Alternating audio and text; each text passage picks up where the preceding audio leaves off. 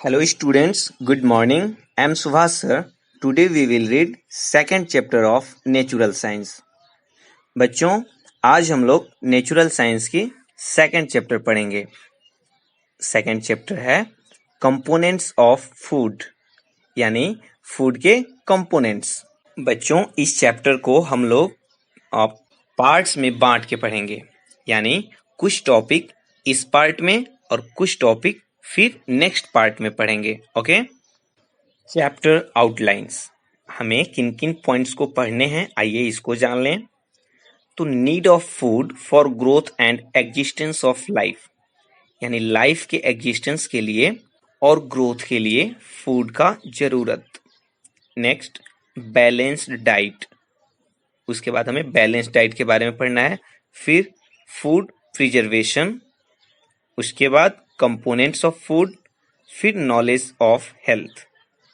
Okay, let us start our first topic, need of food for growth and existence of life, यानी भोजन की जरूरत, आवश्यकता किस चीज के लिए? तो ग्रोथ और एग्जिस्टेंस ऑफ लाइफ के लिए।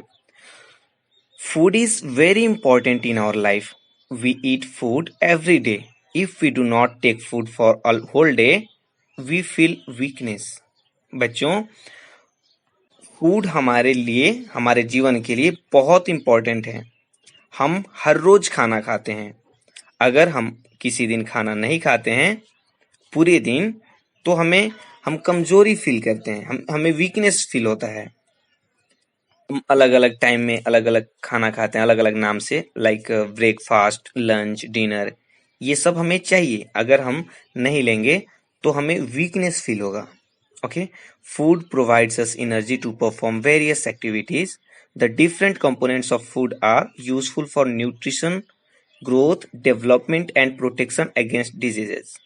Therefore, we should take nutrient-rich food every day so that we may get sufficient amount of nutrients to keep ourselves fit and healthy. बच्चों, फूड हमें एनर्जी प्रोवाइड करता है, जिससे हम बहुत सारे काम कर सकते हैं। ठीक है। और हमारे फूड के जो डिफरेंट कंपोनेंट्स होते हैं वो यूजफुल होते हैं किस किस चीज के लिए? तो न्यूट्रिशन के लिए, हमारे बॉडी के ग्रोथ के लिए, डेवलपमेंट के लिए, और डिजीज से यानी बीमारी से सुरक्षा प्रदान करने के लिए। इन सब के लिए कौन यूजफुल होता है जी? तो कंपोनेंट्स ऑफ फूड, फूड के कंपोनेंट्स। इसलिए हमें न्यूट्रिएंट्स से भरा पूरा भोजन हर रोज करना चाहिए। इसलिए अगर हम सफिशिएंट अमाउंट में न्यूट्रिएंट्स को लेते हैं तो हम हमेशा फिट और हेल्दी रहेंगे। Okay. We should take every day of milk products, cereals, fruits, vegetables and protein containing substance in our meal. हमें हर रोज मिल्क प्रोडक्ट्स, सीरियल्स यानी अनाज, और फ्रूट्स, वेजिटेबल्स और प्रोटीन कंटेनिंग सब्सटेंस लेने चाहिए हमारे भोजन में हर रोज। ऐसा नहीं है कि किसी एक दिन अच्छी चीजें खा लें, उसके बाद से बस कुछ कुछ खाते जा रहे हैं, कुछ कुछ खाते जा रहे हैं, ऐसा नहीं है। हमें इन सब चीजों का ध्यान रखना चाहिए। हमें हर रोज milk products, cereals, fruits, vegetables और प्रोटीन वाली चीजें खानी चाहिए, यानी ये हमारे भोजन में होने चाहिए। We should take food every day because, हमें हर रोज भोजन करना चाहिए क्योंकि food provides energy to do work, ये हमें एनर्जी प्रोवाइड करता है काम करने के लिए। Food helps in the growth of the body, food हमारे बॉडी के ग्रोथ में हेल्प करता है। Food protects our body against diseases, यानी ये जो फूड होता है ये हमारे बॉडी को प्रोटेक्ट करता है, बचा के रखता है बीमारी से। Go through one, prepare a list of food you eat in a whole day. Collect the information from your friends about the food that they eat. Are milk or milk products, grain, fruits, vegetables, and other protein-containing substance in your food present? All these food products are very essential for us. They provide us energy, growth, protection against diseases. बच्चों, आप अपने पूरे दिन में आपने जो खाया उसकी एक लिस्ट तैयार कीजिए और अपने फ्रेंड से भी बोलिए कि वो भी ऐसा करे, या फिर आप उनसे पता कीजिए कि वो अपनी दिन भर के भोजन में क्या क्या खाया है, उससे इंफॉर्मेशन कलेक्ट कीजिए और पता कीजिए कि क्या उस मील में, उस भोजन में मिल्क या मिल्क प्रोडक्ट या ग्रेन्स, फ्रूट्स, वेजिटेबल्स या अदर प्रोटीन कंटेनिंग सब्सटेंस उस भोजन में था कि नहीं, क्योंकि ये सभी चीजें हमारे लिए बहुत जरूरी हैं। ये सब चीजें हमें एनर्जी, ग्रोथ और डिजीज से प्रोटेक्शन प्रोवाइड करता है। Usually our diet includes a dish made up of grains and other dishes include pulses, vegetables, milk, curd. साधारणतः हमारे भोजन में अनाज और अदर डिशेस जैसे कि दाल, सब्जी, दूध, दही, इन सब चीजों से मिलकर हमारा भोजन होता है साधारणतः। An extra wheat milk is such a food which is obtained from animals. यानी मिल्क ऐसा फूड है जो एनिमल्स से प्राप्त करते हैं हम लोग। Water is present in all the food substances, यानी वाटर सभी फूड सब्सटेंसेस में प्रेजेंट होता है। Roughage is useful for digestion, roughage जो होता है वो डाइजेशन में यूजफुल होता है। कंपोनेंट्स ऑफ फूड, आइए जानते हैं फूड के कंपोनेंट्स कौन कौन हैं। तो फर्स्ट कार्बोहाइड्रेट्स, आइए कार्बोहाइड्रेट्स के बारे में जानते हैं। All the sugary substances like fruits, sugarcane, potato, rice, and the grains, etc., are the source of carbohydrates. Carbohydrates are found in different forms like glucose, fructose. Fructose means sugar of fruits. Lactose यानी sugar of milk. Sucrose यानी sugar of sugarcane. Starch यानी potato, rice, wheat, इन सब से मिलता है। And cellulose, all plants products. Prepare a list of food containing fructose and cellulose, यानी वैसे सभी मीठे चीज जैसे कि fruits, sugarcane, potato, rice and other grains, ये सब कार्बोहाइड्रेट के सोर्स हैं, यानी इन सब से कार्बोहाइड्रेट मिलता है।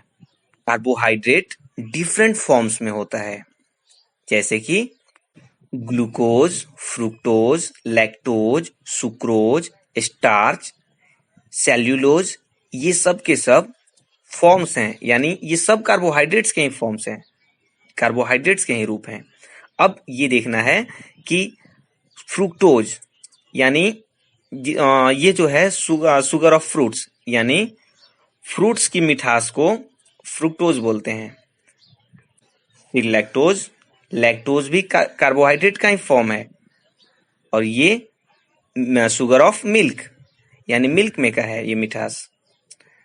सुक्रोज यानी सुगर ऑफ सुगरकेन, ये सुगरकेन का मिठास सुक्रोज। ओके, तो prepare a list of food, यानी ऐसे फूड का लिस्ट प्रिपेयर करना है, आपको तैयार करना है जिसमें फ्रुक्टोज और सेल्यूलोज होता है। ओके, तो बच्चों आइए देखिए पिक्चर में सोर्सेस ऑफ कार्बोहाइड्रेट्स आपको दिख रहे हैं। कार्बोहाइड्रेट्स आप कहाँ कहाँ से ले सकते हो, मीन्स किस किस फूड से, तो wheat, rice, sugar, bread, potato, beetroot, grapes, ये सब के सब हैं sources of carbohydrates. Go through 2, take 4 petri dishes और watch glasses, put boiled rice, boiled potato, bread and apple pulp respectively on each petri dish. Add 2 or 3 drops of iodine solution on the substances with the help of a dropper. Iodine solution can be prepared by adding some drops of tincture iodine in the test tube half filled with water. What do you observe? What does blue-black color show? Blue-black color shows the presence of a starch. Apple pulp remains unaffected. It includes that apple pulp does not contain starch.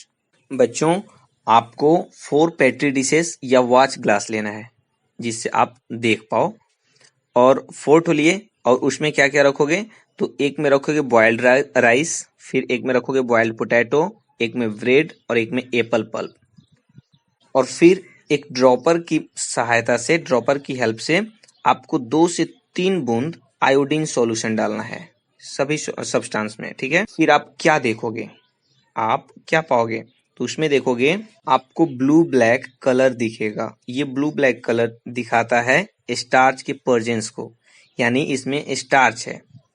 और apple pulp remains unaffected, apple pulp unaffected रहता है। It includes that apple pulp does not contain starch, यानी apple pulp में starch नहीं होता है। Okay, carbohydrates give energy, these are made up of carbon, hydrogen and oxygen, and their general formula is CnH2nOn। एक बार फिर बता दूं, carbohydrates ये किस चीज से बने होते हैं? तो ये कार्बन, हाइड्रोजन और ऑक्सीजन से बने होते हैं। और इसका जनरल फॉर्मूला क्या होता है? तो CnH2n।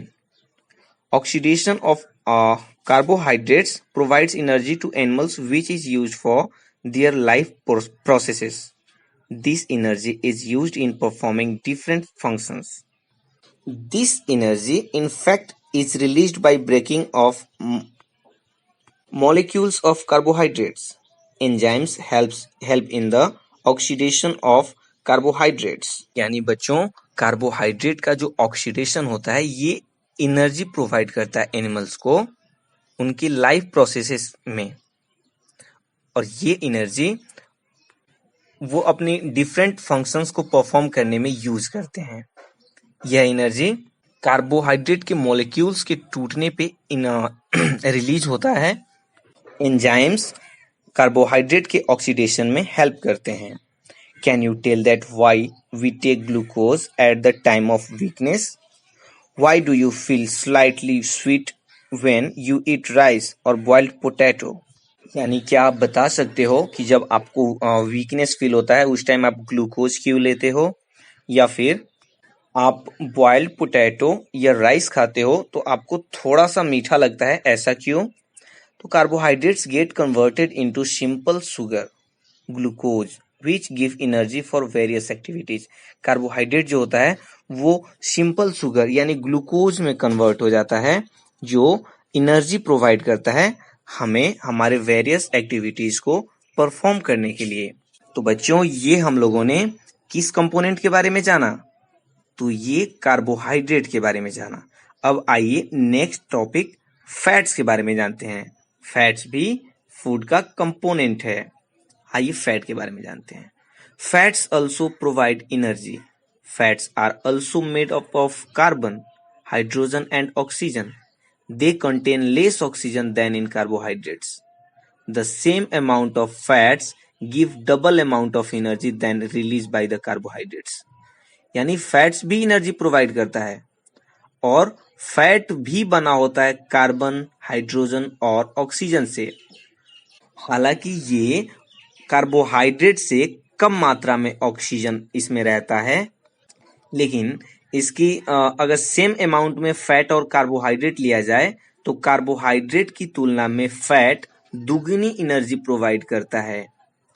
Solid form of fat is called fat while liquid form are called oils. यानी सॉलिड फॉर्म कहलाता है फैट का फैट, और इसी फैट का लिक्विड फॉर्म क्या कहलाता है? Oil. We obtain fat from both the plants as well as animals. Animals provide us butter, ghee, oil, etc. Plants provides us oil. For example, oil is obtained from the seeds and fruits of mustard, groundnut, linseed, coconut, etc. बच्चों, हमें fats दोनों से मिलता है। किन किन से? तो एनिमल से भी और प्लांट से भी। एनिमल्स से हमें क्या मिलता है? तो एनिमल्स हमें प्रोवाइड करते हैं बटर, घी, ऑयल एटसेट्रा। और इनसे प्लांट्स से, तो प्लांट से भी हमें ऑयल मिलता है। तो वो कैसे? तो आइए एग्जांपल में देखते हैं। Oil is obtain from the seed, यानी ऑयल हमें ऑयल सीड से प्राप्त करते हैं ना, तिलहन से। लाइक फ्रूट ऑफ मस्टर्ड, यानी मस्टर्ड के फल से यानी तिलहन से। फिर ग्राउंडनट, लिनसीड, कोकोनट, इन सबसे हमें ऑयल मिलता है ना बाबू। Next, fats are deposited in the muscles and under the outer skin of the animals. बच्चों, फैट एक जगह जमा रहता है, कहाँ? तो मसल्स में और एनिमल्स के आउटर स्किन में फैट डिपोजिटेड रहता है, एकदम जमा रहता है। This reserved fat act as energy bank for the animals. ये जो रिजर्व्ड फैट होता है, जो जमा रहता है, वो एनर्जी बैंक के रूप में काम करता है एनिमल्स के लिए। तो आइए अब देखते हैं sources of fats.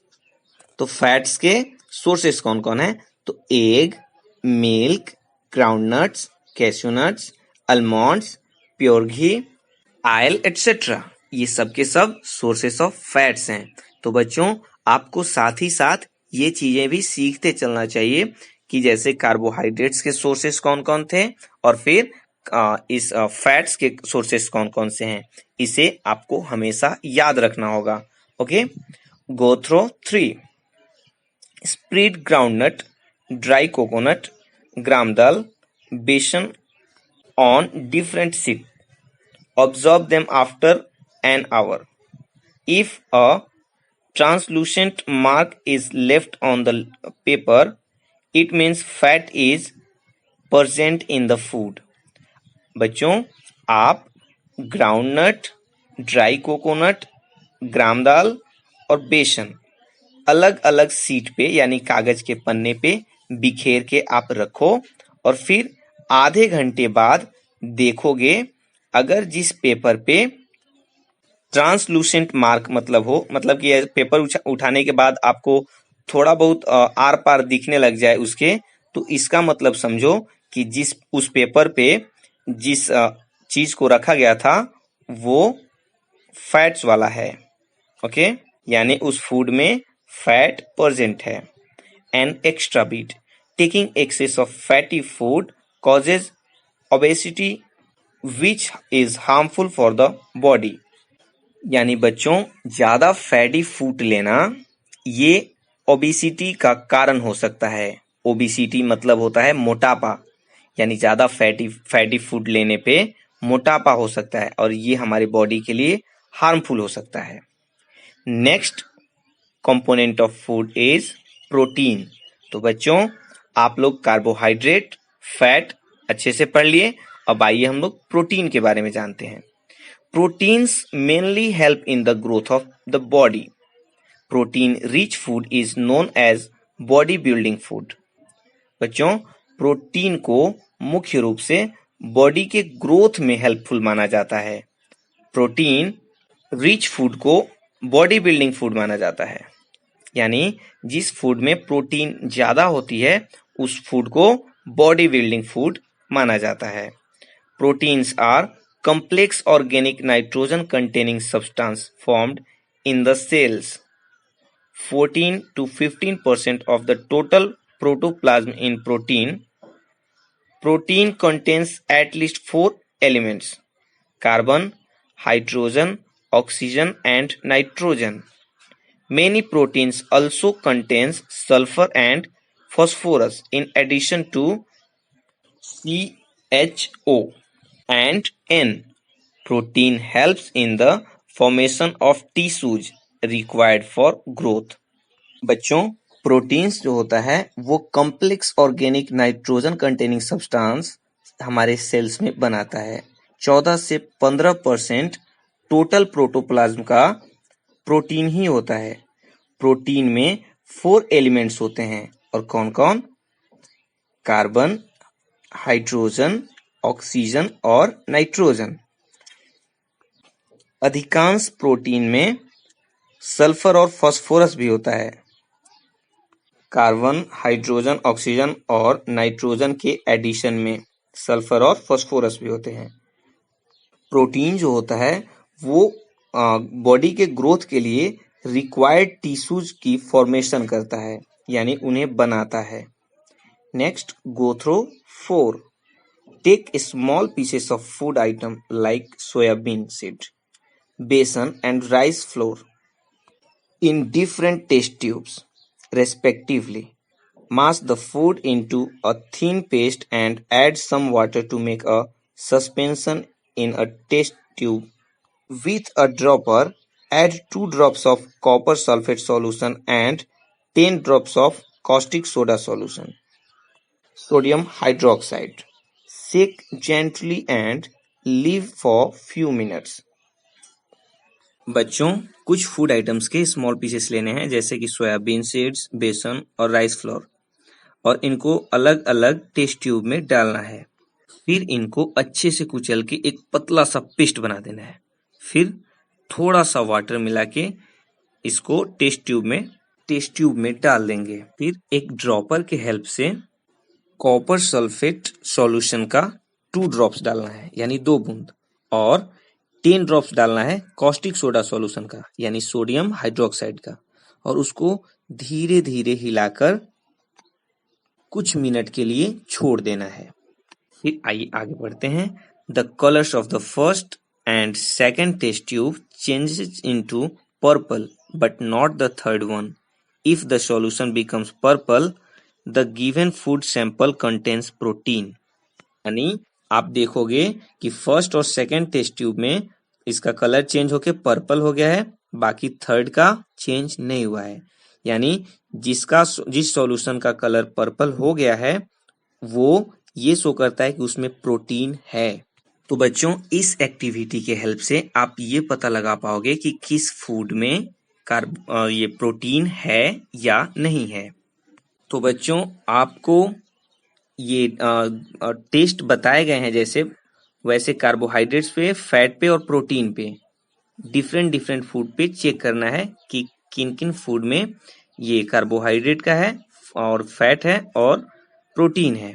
Okay, proteins are grouped into 2 on the basis of their source. यानी प्रोटीन को 2 ग्रुप में बांटा गया है। किस आधार पे? तो उनके सोर्स के बेसिस पे, वो प्रोटीन जहां से मिलते हैं उस बेसिस पे प्रोटीन को 2 ग्रुप में बांटा गया है।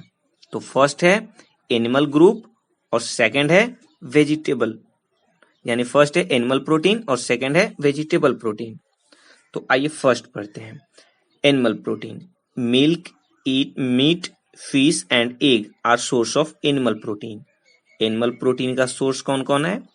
तो मिल्क, मीट, फिश और एग। ओके बच्चों, आप पिक्चर्स में भी देख पा रहे होंगे, चिकन, चीज, एग, फिश, पनीर, मिल्क, ये सब क्या है? ये है sources of animal protein. Next, second point, vegetable protein, pulses, nuts, beans and cereals are the sources of vegetable protein. यानी बच्चों, इन चीजों में भी प्रोटीन पाया जाता है। किन किन में? तो pulses, nuts, beans and cereals, ये सब भी सोर्स हैं वेजिटेबल प्रोटीन के। तो नीचे में आप देखोगे पिक्चर में चना, तुअर, राजमा, सोयाबीन, मूंग, पी, ये सब के सब हैं सोर्सेस ऑफ वेजिटेबल प्रोटीन।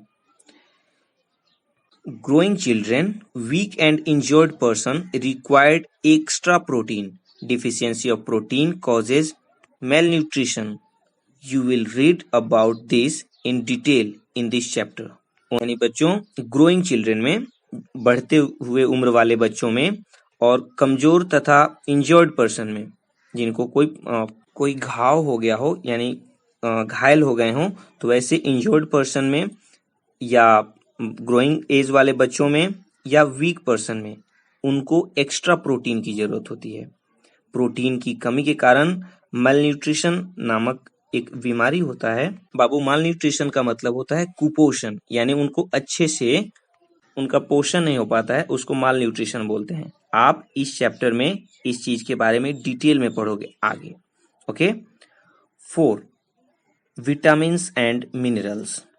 तो बच्चों, अभी तक हम लोगों ने 3 चीजों के बारे में पढ़ा फूड कंपोनेंट में। फर्स्ट पढ़ा है कार्बोहाइड्रेट, सेकेंड में पढ़े हम लोग फैट, थर्ड नंबर में पढ़ा प्रोटीन, और फोर्थ नंबर में क्या पढ़ रहे हैं हम लोग? Vitamin and minerals. तो आइए विटामिन के बारे में जानते हैं पहले। Vitamins are complex organic substances required for growth, development and normal functioning of tissues and organs. यानी बच्चों, ये विटामिन्स जो होते हैं ये कॉम्प्लेक्स ऑर्गेनिक सब्सटेंस होते हैं जो बॉडी के ग्रोथ के लिए, डेवलपमेंट के लिए और टिश्यूज और ऑर्गन्स के नॉर्मल फंक्शंस के लिए यूज में आते हैं विटामिन्स। ओके, आइए बच्चों देखते हैं डिफरेंट डिफरेंट विटामिन के डिफरेंट डिफरेंट सोर्स कौन कौन से हैं। आइए, सोर्सेस ऑफ विटामिन बी, यानी सोर्सेस ऑफ विटामिन बी में आपको बाबू पिक्चर में क्या दिख रहा है? आपको मिल्क दिख रहा है, टोमेटो दिख रहा है और पत्तेदार कुछ सब्जियां दिख रही हैं और फिर ये अनाज दिख रहे हैं कुछ। ओके, नेक्स्ट पढ़ते हैं हम लोग सोर्सेस ऑफ विटामिन सी को देखते हैं। तो इस पिक्चर में आप लोग देखोगे टोमेटो, ऑरेंज, गुआवा, आंवला, लेमन, ग्रीन चिली, ये सब के सब किस विटामिन के सोर्स हैं? तो विटामिन सी के।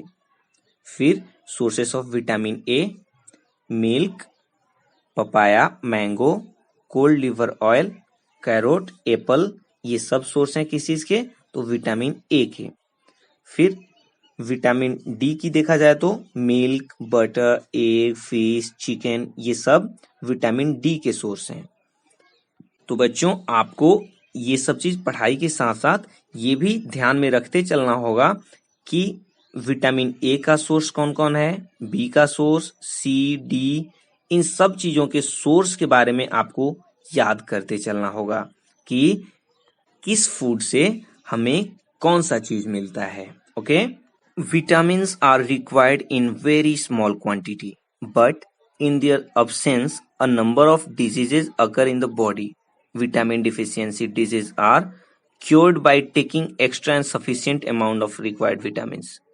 They helps in keeping our eyes, bones, teeth healthy. बच्चों, विटामिन्स हमारे बॉडी में बहुत कम मात्रा में ही चाहिए होता है, लेकिन अगर ये इसकी कमी हो जाती है हमारे बॉडी में, तो इसकी कमी के कारण, विटामिन की डिफिशियंसी के कारण यानी कमी के कारण बहुत सारे बीमारियां होने लगती हैं। और ये बीमारी कब ठीक होती है? तो जब उस विटामिन के सोर्स वाले फूड को खाओगे आप, तो वो बीमारी ठीक हो जाएगी। ये आंख और हड्डी और दांत को हेल्दी रखने में मदद करते हैं। Vitamins can not be synthesized in our body, so these are taken from outside source, that is plants and animals, in the form of food. बच्चों, विटामिन्स हमारे बॉडी में नहीं बनते हैं, इनको हमें बाहर से लेना होता है, जैसे कि प्लांट्स और एनिमल से फूड के रूप में। इसलिए हमें विटामिन्स वाले चीजों को खाना चाहिए। Vitamins are classified mainly into two groups, यानी विटामिन्स को मुख्य रूप से दो ग्रुप में बांटा गया है। First, water soluble vitamins and second is fat soluble vitamins.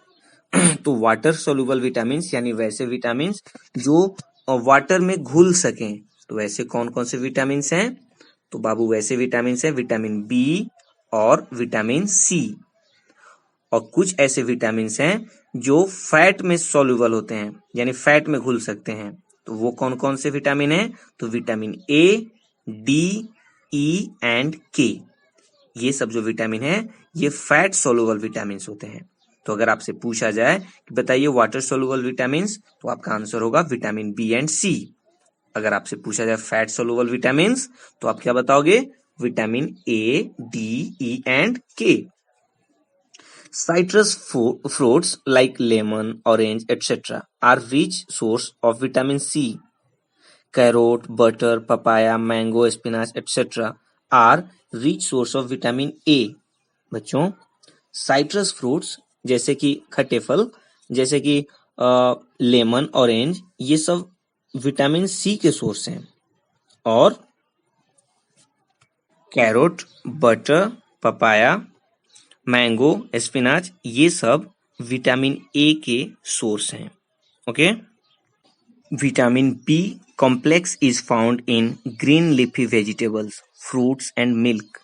Observe the given figure. What information do you collect? Almost all the vitamins are found in fruits and vegetables. तो बच्चों, विटामिन बी कॉम्प्लेक्स हरे पत्तेदार सब्जियों, फलों और दूध में पाया जाता है। दिए गए पिक्चर्स को आप अगर ध्यान से देखोगे तो आप ये इंफॉर्मेशन कलेक्ट करोगे कि वहां पे अधिकांश विटामिन्स फ्रूट्स और वेजिटेबल्स में ही मिलता है। इसलिए बच्चों, फलों और सब्जियों को एकदम भरपूर मात्रा में खाना चाहिए। क्योंकि हम लोगों ने इस चैप्टर के अंदर क्या पढ़ा कि विटामिन्स हमारे बॉडी के अंदर नहीं बनते हैं, हमें इनको बाहर से लेना होता है। तो बाहर से ये किस रूप में आएंगे? फ्रूट्स या वेजिटेबल्स के रूप में आएंगे, मिल्क या फिर एनिमल प्रोडक्ट्स के रूप में आएंगे। तो हमें उन सब चीजों को एकदम सफिशिएंट अमाउंट में लेना चाहिए, जितना हमें जरूरत हो उस जरूरत भर हमें लेना चाहिए। बच्चों, इस वीडियो में हम लोग इसी टॉपिक तक क्लास करेंगे, नहीं तो वीडियो और लंबा हो जाएगा। नेक्स्ट क्लास में हम लोग मिनरल्स से स्टार्ट करेंगे। Okay, thank you so much, wish you all of the best.